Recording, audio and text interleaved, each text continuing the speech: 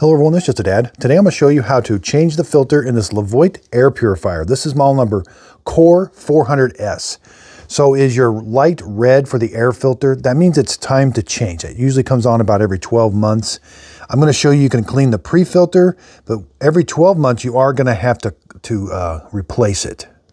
So unplug it, flip it over. You're going to rotate this to the unlock position.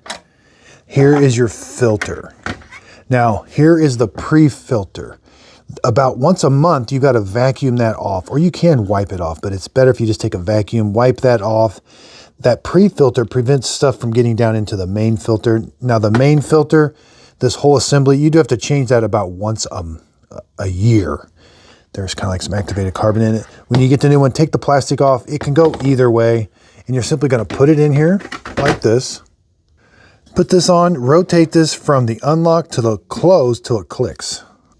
Turn your unit on, and then you're going to hold this for about 3 seconds, the filter light.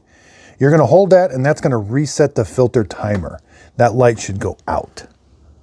Now this is the LEVOIT air filter for this Core 400S. Let's measure it. It's right at 10 inches, and width is about 9 1/4.